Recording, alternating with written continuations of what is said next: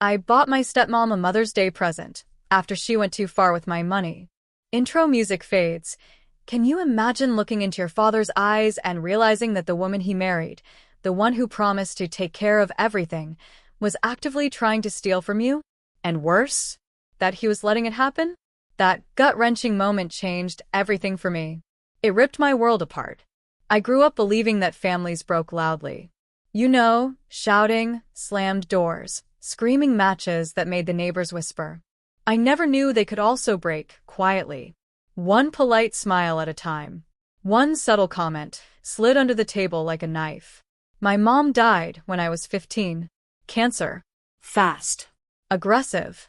Unforgiving. One summer, she was complaining about a dull ache. By winter, I was standing at her grave in borrowed black shoes that pinched my heels, while people told me how strong I was. God, I hated that word. Strong meant you weren't allowed to fall apart. My dad waited just under a year. Then he introduced us to Linda. She wasn't cruel. Not openly. And that was the problem. She smiled too much, spoke softly, touched my arm like we were already close. She brought casseroles to neighbors, wine to dinner parties. Everyone loved her. Everyone said how lucky my father was to have found happiness again. I was 17 by then, old enough to know better, young enough to stay quiet. When I left for basic training 2 years later, my dad hugged me hard, told me he was proud. Linda cried just enough to look supportive without ruining her mascara. "We'll take care of everything here," she said, her voice sweet. "You just focus on your future." I believed her. Or maybe I just really needed to. The military taught me discipline, patience, control. It taught me how to listen more than I spoke, how to read a room, how to wait. Those lessons saved me later, even if I didn't know it at the time. The first comment about my money came during my second year of service. We were on a video call. Linda sat beside my dad on the couch, her hand resting lightly on his knee like she needed to remind the world where she belonged. "You must be doing so well now," she purred, that smile plastered on her face. "With your pay, your housing allowance, all those bonuses." I just shrugged. "I manage." "Well," she continued, "it's good to know the family has security." I didn't like the way she said family. The comments kept coming, always framed as concern, always polite. Asterisk, have you thought about long-term planning? Wouldn't it be easier if your father helped manage things? You're so young. Money can be overwhelming. Asterisk, each time, my father would nod quietly, avoiding my eyes. It stung. When I came home on leave, I started noticing things. Changes. My mother's old desk was gone, replaced by a sleek glass table that Linda said made the room feel cleaner. The filing cabinet where my mom kept everything, insurance papers, birthday cards, even silly drawings, vanished. When I asked about it, Linda waved a dismissive hand. "Oh, those old things? We organized them. You don't need to worry about that stuff." My stomach dropped. I started worrying immediately. One evening after dinner, Linda brought out dessert and casually mentioned, "We should really talk about consolidating accounts. It just makes sense for families." I set my fork down. "My accounts are fine." She just smiled, completely unbothered. "Of course, dear. Just a thought." That night, I lay awake in my childhood bedroom, staring at the faint outline on the wall where my mother's calendar used to hang. I felt like a guest in a place that used to be mine. It was unsettling. The actual breaking point didn't come with shouting. It came with paperwork. A bank notification arrived in my email while I was on duty. A routine security alert. Attempted access. Incorrect verification. I froze. No one had my information except me. When I called the bank, they asked if I'd recently authorized anyone to help manage my finances. I hadn't. They mentioned an inquiry connected to my father's address. Something inside me hardened. I went home on leave 2 weeks later. I didn't accuse. I didn't raise my voice. I just watched. Linda talked more than usual about bills, about investments, about how expensive it was to maintain the house, about how my father deserved to relax after everything he'd been through. Finally, she said it. "Well, your money is really part of this household anyway." I looked at my father. He didn't correct her. He just sat there. That's when I stood up, walked to the table, and said the words that had been building in my chest for years. Calmly, clearly, without anger.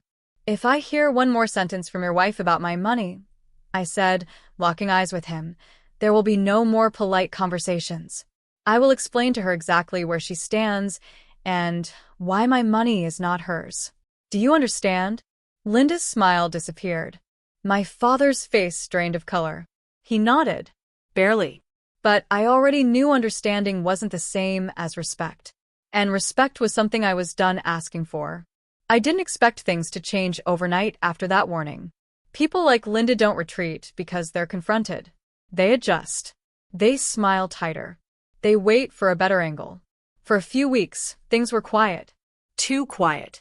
Linda stopped mentioning money directly. Instead, she leaned into stories. Long, meandering conversations about stress, about responsibility, about how hard it was to hold everything together while I was gone. She never asked for anything outright.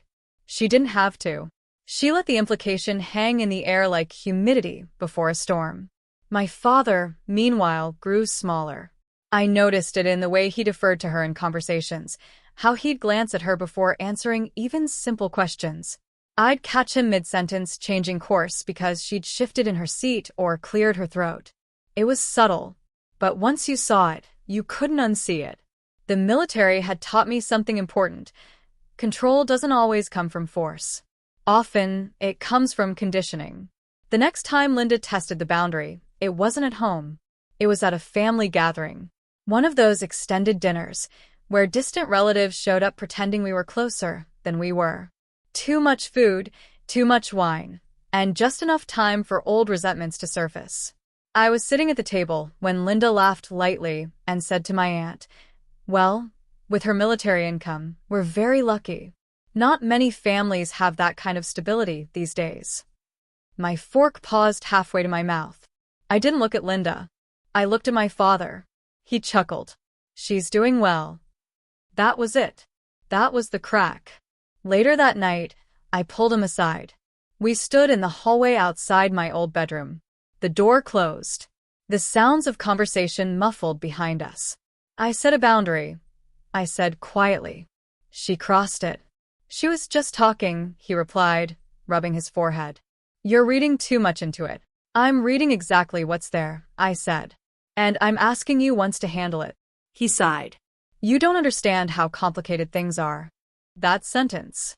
That one sentence told me everything. Complicated usually meant excuses had already been made. A few days later, another alert came in from the bank. This one wasn't an access attempt. It was a request for information. Beneficiary related. Someone had inquired about procedures for adding an authorized user. I didn't confront them. I documented everything. Dates, times, statements, comments, emails, screenshots. I had learned long ago that emotions faded. Records didn't. Linda grew bolder after that, mistaking my silence for surrender. She started framing her comments as jokes. "Careful," she'd say with a laugh, "or she'll cut us off." People laughed. I didn't. One evening, she handed my father a stack of papers at the kitchen counter. "These are just estimates," she said sweetly. "I thought we could look at options together." I recognized the logo on the top page. My bank. That night, I didn't sleep. I lay in bed listening to the house breathe. Pipes knocking. The air conditioner clicking on and off. I stared at the ceiling and felt something settle into place inside me. Not anger. Clarity. The next morning, I went for a run before dawn. Cold air burned my lungs, steady and grounding. With each step, I replayed everything I'd seen, everything I'd ignored because it was easier than confronting the truth. Linda didn't want help. She wanted control, and my father was letting her take it. When I returned, Linda was already dressed, sipping coffee at the counter. She smiled when she saw me, like nothing was wrong. "Morning," she said. "Sleep well?" "Fine," I replied. She tilted her head. "You've been quiet lately." "I've been listening." Her smile flickered. Just for a second. That afternoon, I made my first call. Not to my father. Not to Linda. I called the legal assistance office. I didn't tell them names at first. I laid out facts, hypotheticals, scenarios. The officer on the other end listened patiently, then asked a question that made my stomach tighten. Did you authorize any of this? No. Then you're right to be concerned. Concerned. Not dramatic, not paranoid. Validated. By the time I hung up, the shape of what I needed to do was becoming clear. I wasn't going to argue with Linda. I wasn't going to plead with my father.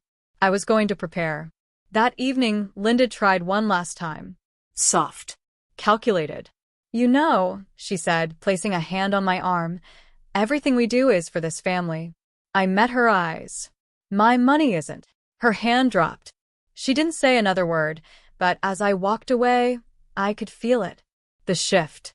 The realization that I wasn't just pushing back. I was no longer available to be managed. And that scared her more than anything I could have said. Because people like Linda didn't fear confrontation. They feared losing leverage. I didn't uncover the truth all at once. It came in fragments. Small, ordinary things that only became dangerous when you put them together. The first was a letter that wasn't meant for me. It arrived while I was back on base, forwarded from my father's address. The envelope had been opened, resealed sloppily, then dropped into the outgoing mail pile like an afterthought. Inside was a notice from a credit card company, thanking my father for his recent inquiry regarding balance transfers and authorized users. The name on the account wasn't his. It was mine. I sat on the edge of my bunk, the paper shaking slightly in my hands, and felt that cold, unmistakable sensation crawl up my spine. Not fear. Recognition. The kind you get when something you suspected finally steps into the light and looks you straight in the face. I called the number on the letter immediately. The representative was calm, professional, careful with her words. She confirmed what I already knew. Someone using my personal information had requested account access options.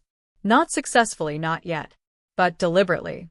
Is there a reason someone would think they're allowed to do that? She asked. I thought of Linda's hand on my arm. My father's silence.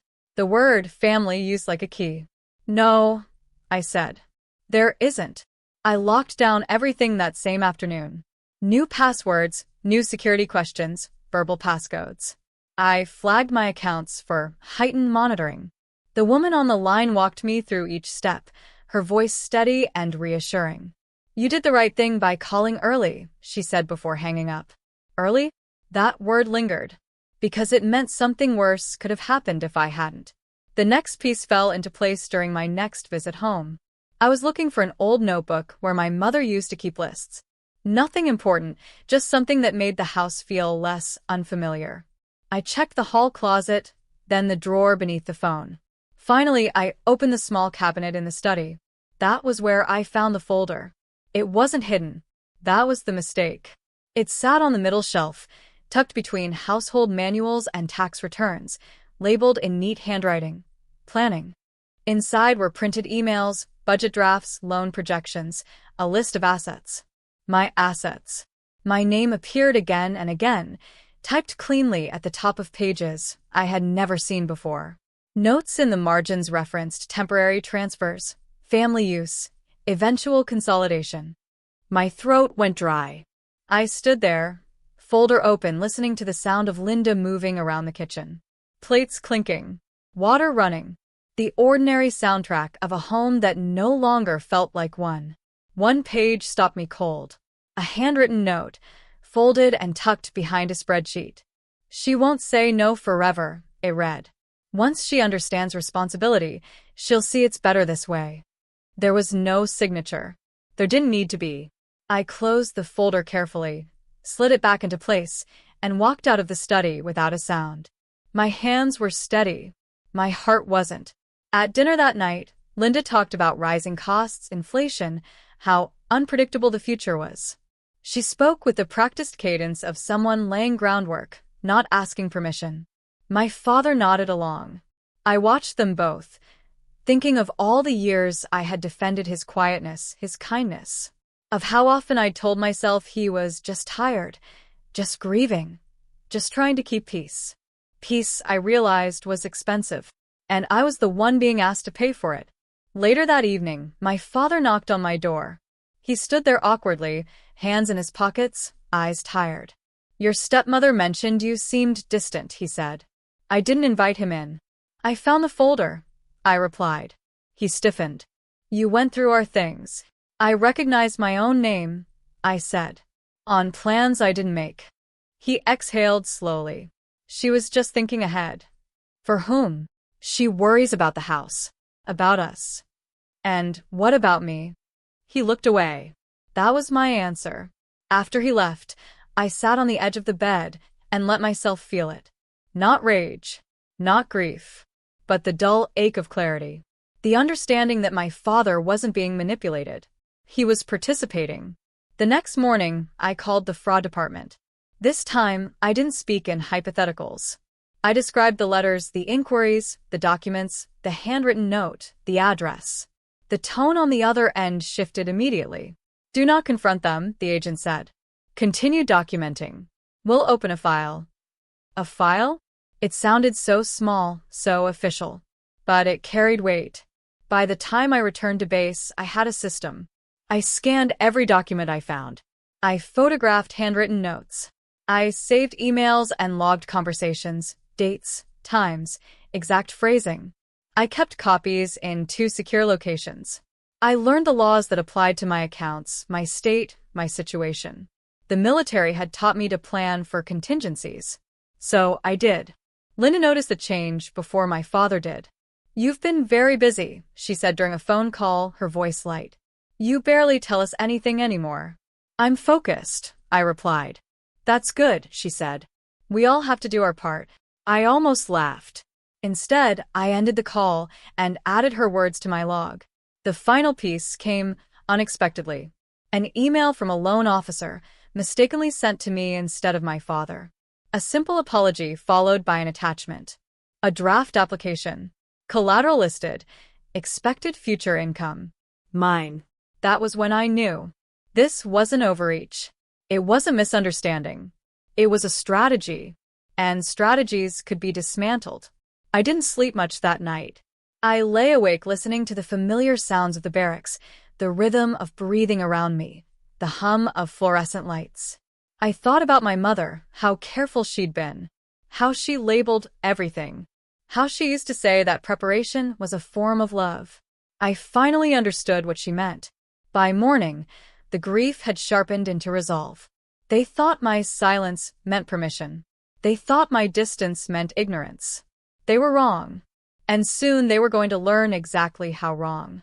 I didn't change my behavior right away. That would have been too obvious. People who assume control panic when they sense resistance, and panic makes them sloppy. But only if you let them feel safe first. So I stayed polite. I answered Linda's calls. I responded to my father's messages. I smiled during video chats and talked about work without sharing details. I asked about the house, about their health, about things that made me sound engaged, but revealed nothing. Inside, I was building something precise. Every morning before duty, I reviewed my notes, dates, times, statements. The language Linda used when she thought she was being subtle.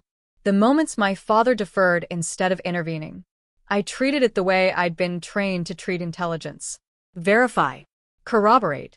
Document. Emotion was useless here. Structure wasn't. I opened a new account at a different bank, one my family had never used. I redirected my deposits. I placed alerts on every existing account. I froze my credit. When the confirmation emails arrived, I archived them in a folder labeled simply, Evidence. I consulted legal assistance again, this time with specifics. Names. Documents. Screenshots. The officer didn't interrupt. When I finished, he leaned back in his chair and folded his hands. "This isn't a misunderstanding," he said calmly. "This is attempted financial exploitation." Hearing it said out loud did something to me. It stripped the last layer of doubt. This wasn't family tension. It was misconduct. "What are my options?" I asked. He outlined them clearly. Civil remedies, protective measures, criminal escalation if necessary. He emphasized choice. Control. "You decide how far this goes," he said. That night, I called the bank again. Not the general line, but the fraud unit handling my case. I asked questions. I learned procedures. I learned timelines. I learned exactly what kind of documentation carried weight and what kind got ignored. Linda sent me a message while I was on the call. Asterisk, just checking in. Your dad's been stressed. We're all worried about you. Asterisk, I saved it. The next step was the hardest.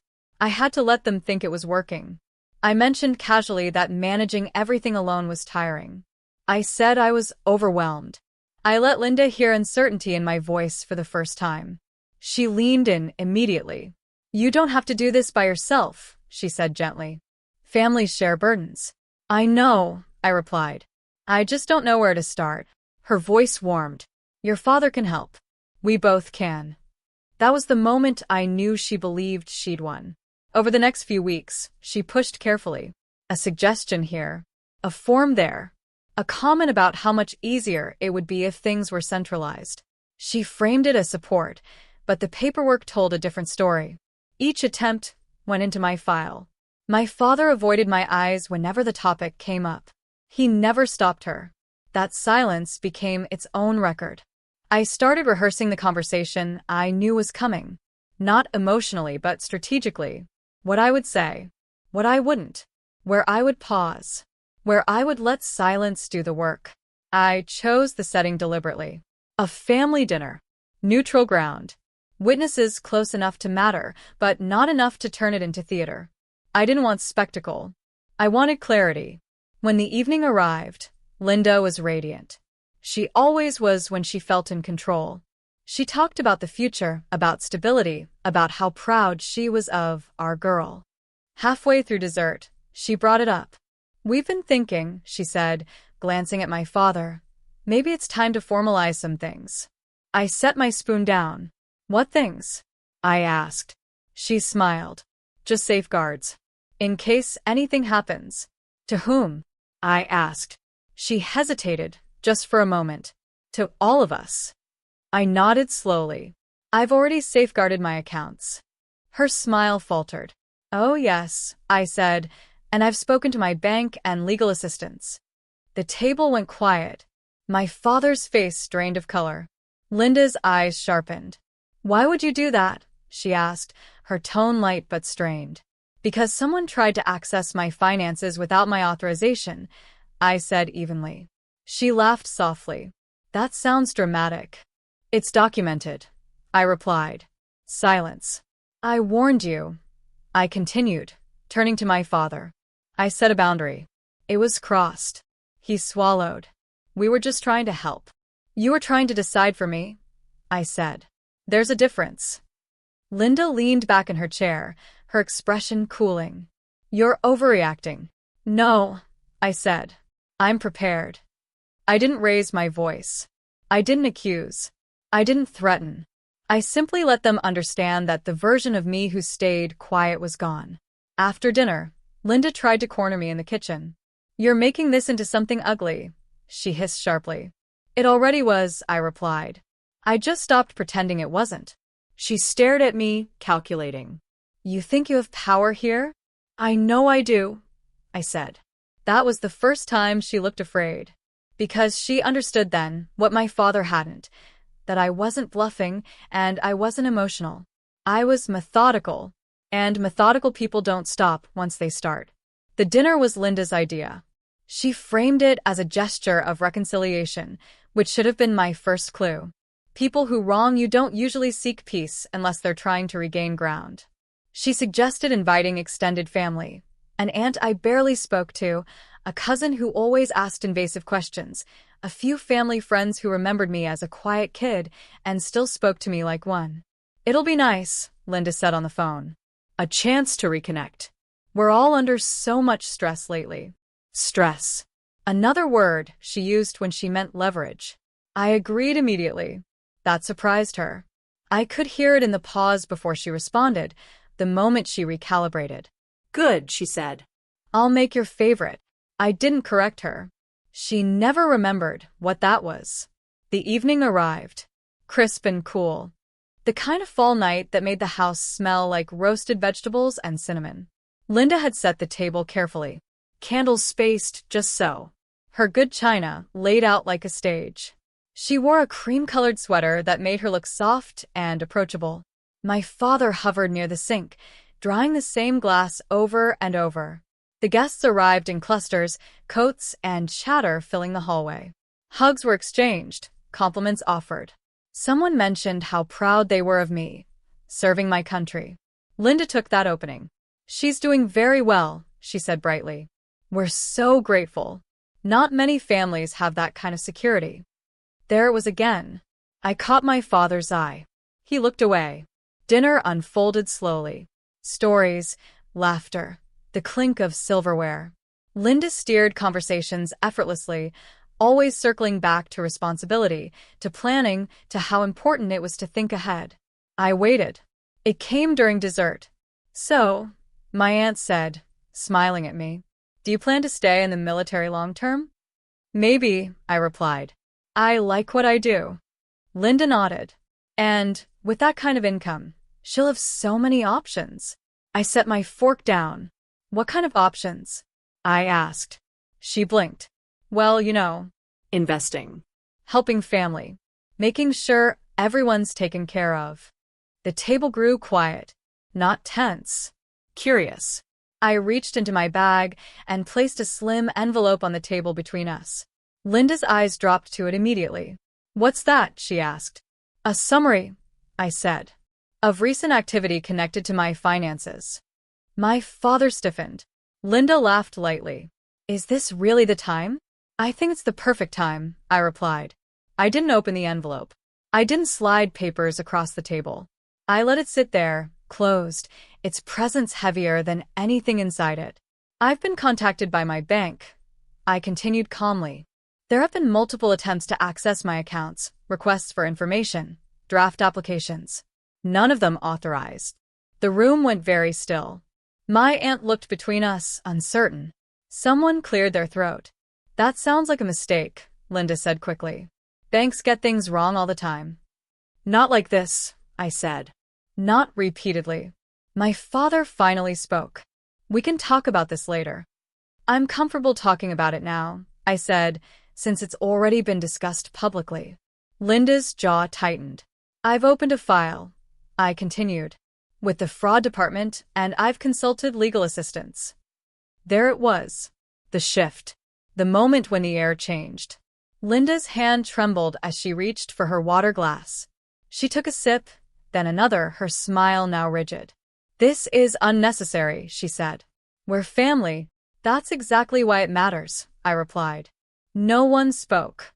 The candles flickered. I turned to my father. "I warned you." I set a boundary. It was crossed. He stared down at his plate. "I'm not accusing anyone tonight," I said. "I'm informing you. There will be a meeting soon with professionals. We'll discuss what happens next."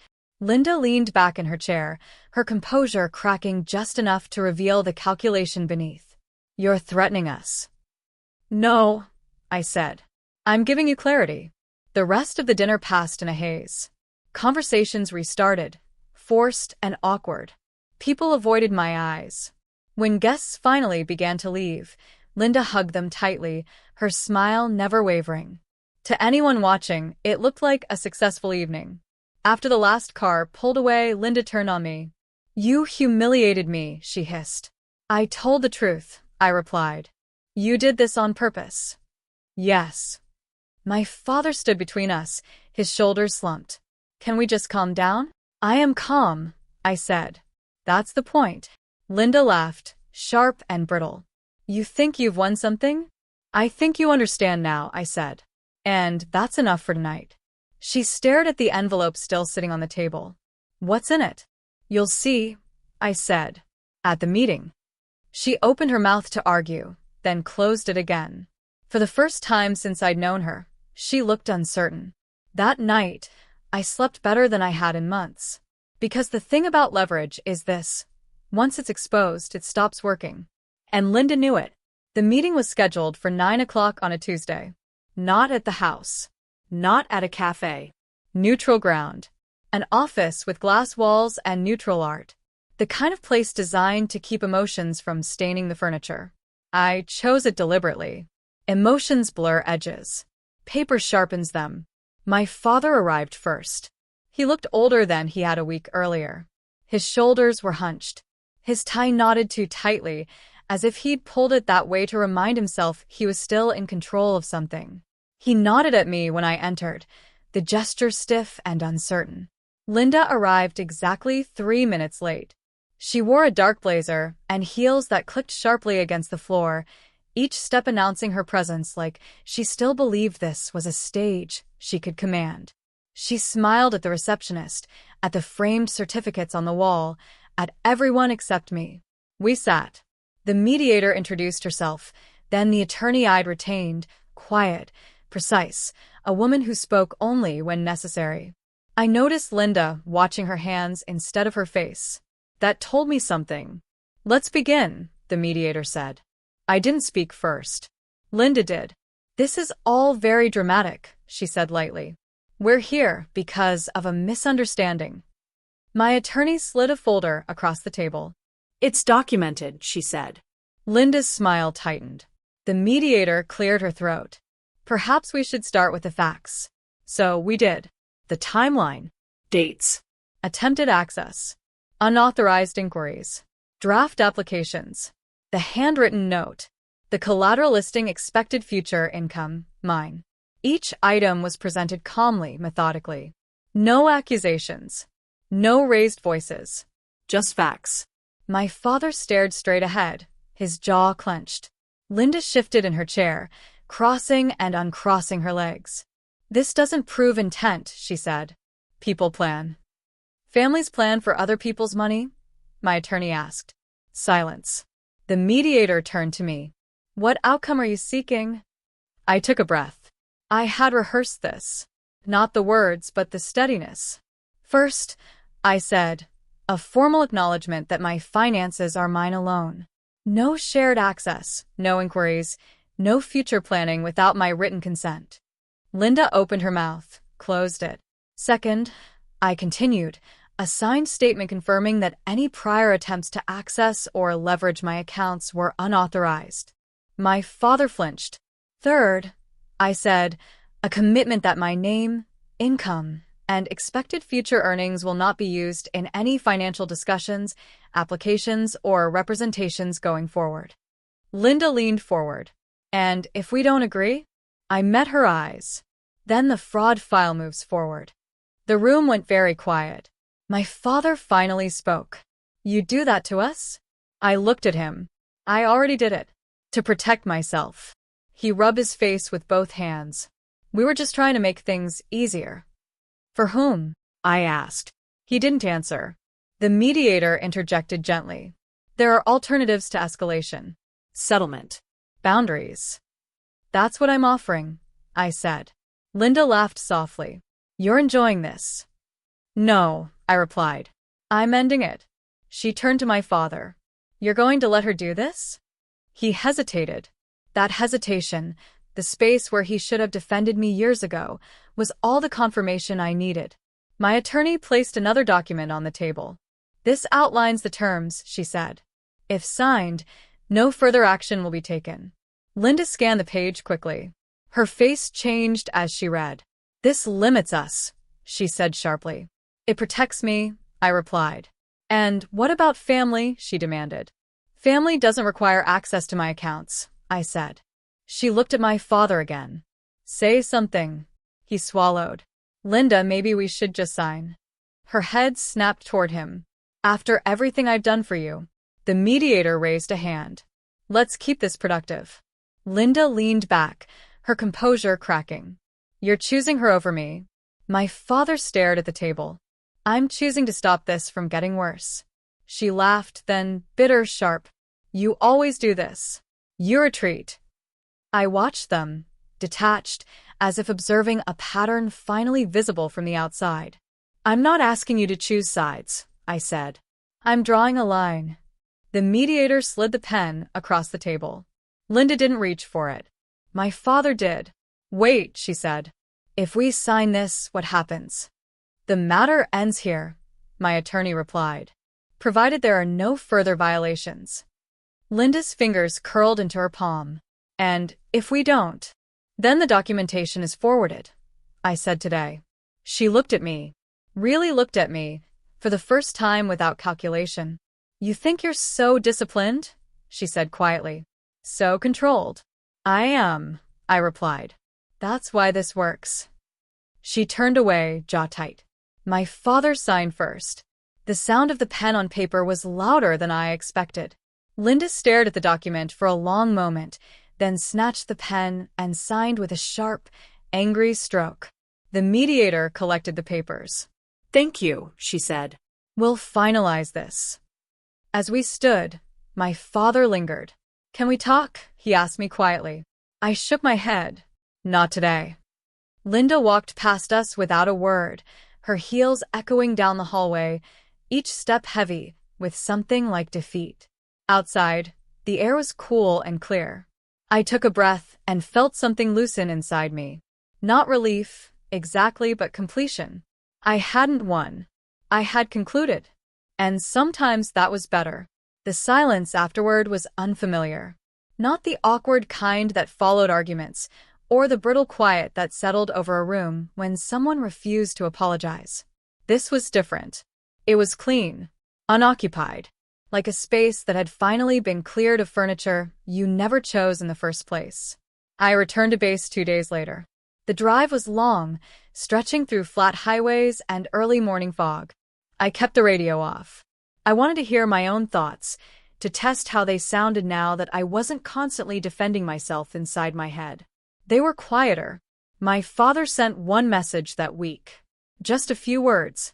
I hope you're okay. I didn't respond. Not because I was angry. Anger would have required energy I no longer wanted to give. But because the message was incomplete. Hope without accountability was just another form of avoidance. I had spent years filling in gaps for him.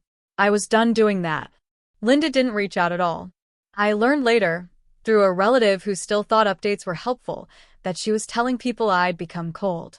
That the military had changed me. That I'd turned money into something ugly.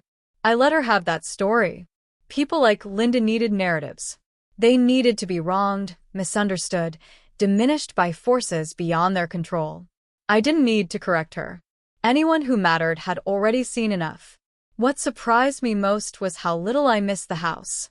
I'd expected grief, nostalgia, a sense of loss for the place where I'd grown up. But when I thought about it, the house I missed hadn't existed for a long time. Not since my mother died. Everything after that had been a version edited by someone else. On my first free weekend back, I drove to the cemetery.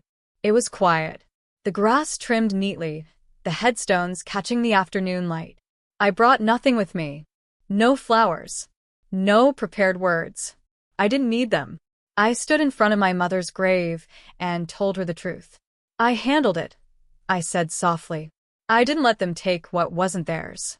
I thought about the girl I'd been when she died, how desperate I'd been to keep things together, how willing I'd been to disappear to make space for other people's comfort.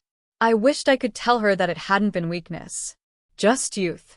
Just love misdirected. I learned how to say no, I said. And how to mean it.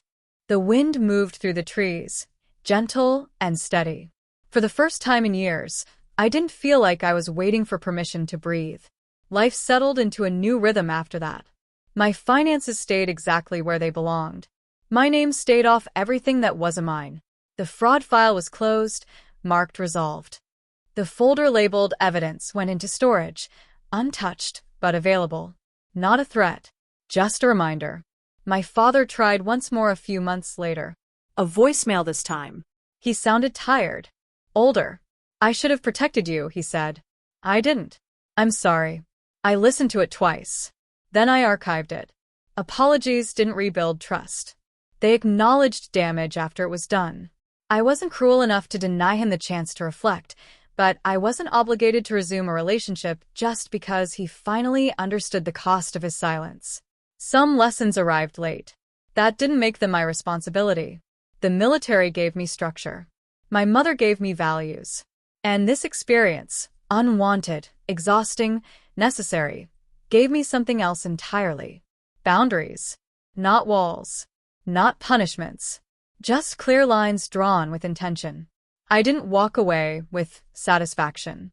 There was no victory lap, no dramatic sense of triumph. What I gained was quieter than that. I gained ownership of my life. I gained the understanding that respect didn't require permission, and that being difficult was sometimes just another word for being unwilling to be used. Most of all, I learned that family wasn't defined by access. It was defined by care. And real care never needed to be extracted. Have you ever had to draw a line in your life where one didn't exist before? What was your moment of clarity? Tell me what you think in the comments below. I really want to know. And if this story resonated with you, and you don't want to miss the next one, hit that subscribe button. Let's keep walking this path together.